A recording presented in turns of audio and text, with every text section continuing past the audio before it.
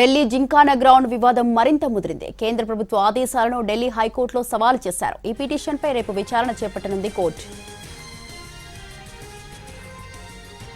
శతాబ్దానికి పైగా చరిత్ర ఉన్న ఢిల్లీ జింకానా గ్రౌండ్ ను అర్జెంటుగా ఖాళీ చేయాలని ఆదేశించింది కేంద్రం.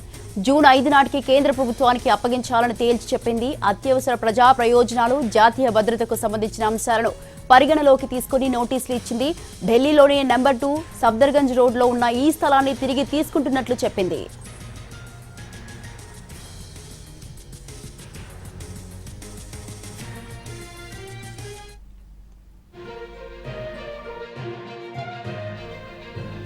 ఢిల్లీలో ప్రతిష్టాత్మకమైన జింకానా క్లబ్ 1913 సంవత్సరంలో అంటే బ్రిటిష్ కాలంలో మొదలైంది. క్రీడా కార్యకలాపాలను నిర్వహించడానికి కేంద్రం జింకానా క్లబ్ కు ఈ భూమిని లీజ్ కి ఇచ్చింది. దాదాపు 27 ఎకరాల స్థలం ఇది. లీజ్ గడువు ఇంకా ఉన్నప్పటికీ ఈ స్థలాన్ని తమకు అప్పగించాలని కేంద్ర ప్రభుత్వం జింకానా క్లబ్ లిమిటెడ్ ను ఆదేశించింది. దేశ రాజధానిలో అత్యంత సున్నిత వ్యూహాత్మక ప్రాంతాల్లో ఈ భూమి ఉండటమే దీనికి కారణమని కేంద్రం తెలిపింది.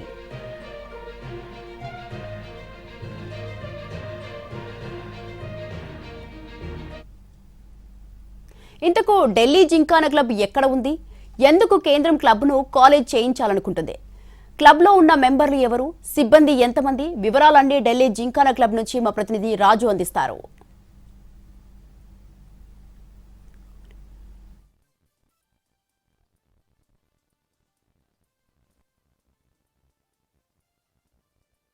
ఢిల్లీలో ప్రతిష్టాత్మకంగా కొనసాగుతున్నటువంటి జింకానా క్లబ్ ఇప్పుడు వివాదంగా మారుతున్నటువంటి పరిస్థితి కనిపిస్తుంది. ఏకంగా కేంద్ర ప్రభుత్వం జూన్ 5 లోపు ఈ క్లబ్ను ఖాళీ చేసి క్లబ్తో ఉన్నటువంటి 27 ఎకరాల స్థలాన్ని కేంద్ర ప్రభుత్వానికి ఆధీనం చేయాలంటూ కేంద్ర ప్రభుత్వానికి సంబంధించినటువంటి అర్బన్ డెవలప్మెంట్ శాఖ నోటీసులు జారీ చేసింది. ఈ నోటీసుల్లో కీలకంగా అంటే ఈ జింకానా గ్రౌండ్ విస్తరించి ఉంది మొత్తం కూడా చాలా సున్నితమైనటువంటి ప్రాంతం. ఎందుకంటే ఈ క్లబ్కు ఉన్నటువంటి పక్కనే ఉన్నటువంటి స్థలాన్ని చూస్తే ప్రధానమంత్రి సంగ్రహాలయం ఉంటుంది. అంటే గతంలో నెహ్రూ నివాసం. అంతేకాదు ఆ తర్వాత ఇప్పుడు ప్రధానమంత్రి సంగ్రహాలయ పేరుతో ప్రత్యేకమైనటువంటి సెంటర్ను కూడా ఏర్పాటు చేశారు.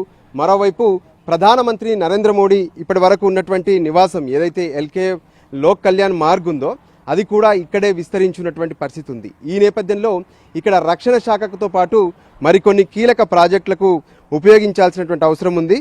అందుకోసం ఈ స్థలాన్ని కేంద్ర ప్రభుత్వానికి ఆధీనం చేయాలంటూ ప్రత్యేకంగా నోటీసులు జారీ చేశారు. దాంతో ఇప్పుడు క్లబ్ మెంబర్లంతా కూడా అప్రమత్తమైనటువంటి పరిస్థితి కనిపిస్తుంది. ఎందుకంటే ఈ జింకానా క్లబ్ మనం చూస్తున్నటువంటి ఈ జింకానా క్లబ్ను ఇక్కడ ప్రత్యేకంగా అబ్జర్వ్ చేయొచ్చు. ఏదైతే ఈ ఢిల్లీలో ఉన్నటువంటి జింకానా గ్రౌండ్కు సంబంధించి Delhi gymkhana club limited registered office number 2 Safdarjung road New Delhi 110011 అంటే చాలా కీలకమైనటువంటి ప్రాంతం ఇది. ఢిల్లీలో ఎదురుగానే గతంలో ఇందిరాగాంధీ నివాసం ఉన్నటువంటి ఇల్లు ఉంటుంది. ఇది సఫ్దర్జంగ్ లేన్లో ఉంటుంది.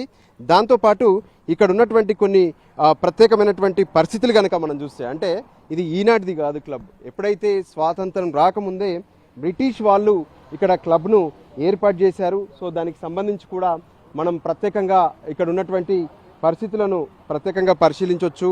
1913లో మొదలైనటువంటి ఈ క్లబ్బు ఆ తర్వాత అంటే ఏకంగా శతాబ్ద కాలం అంటే 100 ఏళ్ళు పైగా ఈ క్లబ్ కొనసాగుతుంది.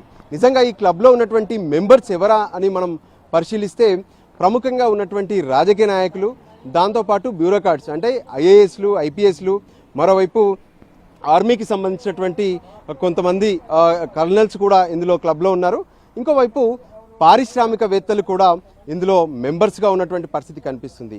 సో ఒక్కసారిగా కేంద్ర ప్రభుత్వం ఎందుకు ఈ నిర్ణయం తీసుకుందంటూ కూడా మెంబర్స్ ఇప్పటికే దీనిపైన సర్వసభ్య సమావేశం ఏర్పాటు చేసుకొని కేంద్ర ప్రభుత్వంతో చర్చలకు సిద్ధమవుతున్నారు.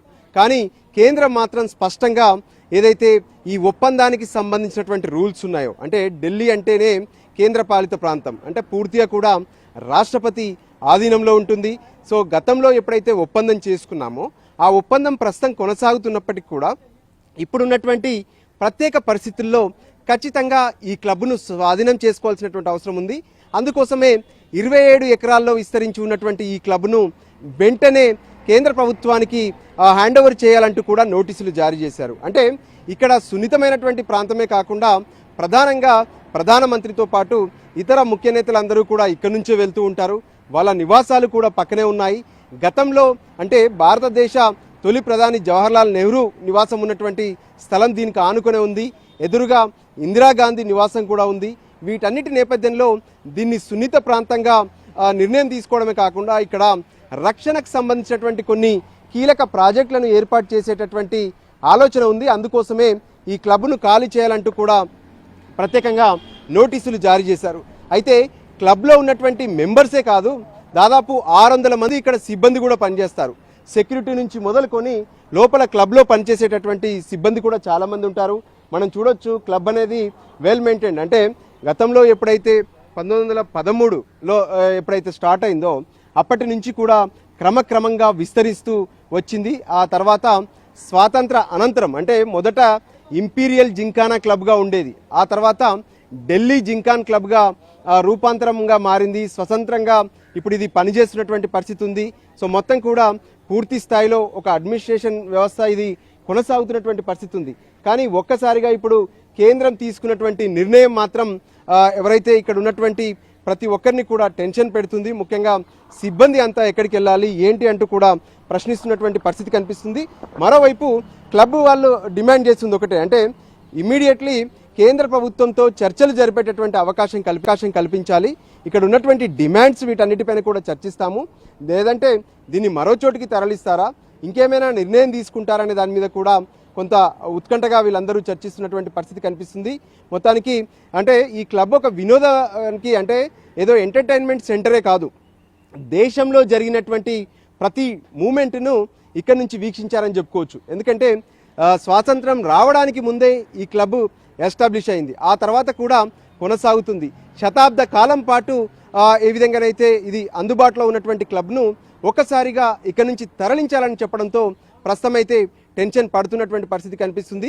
కేంద్ర ప్రభుత్వం మాత్రం స్పష్టంగా ఈ క్లబ్ను ఖాళీ చేయాలి, జూన్ 5లోగా తమకు హ్యాండ్ ఓవర్ చేయాలనేటువంటి ఆదేశాలు అయితే స్పష్టంగా జారీ చేశారు.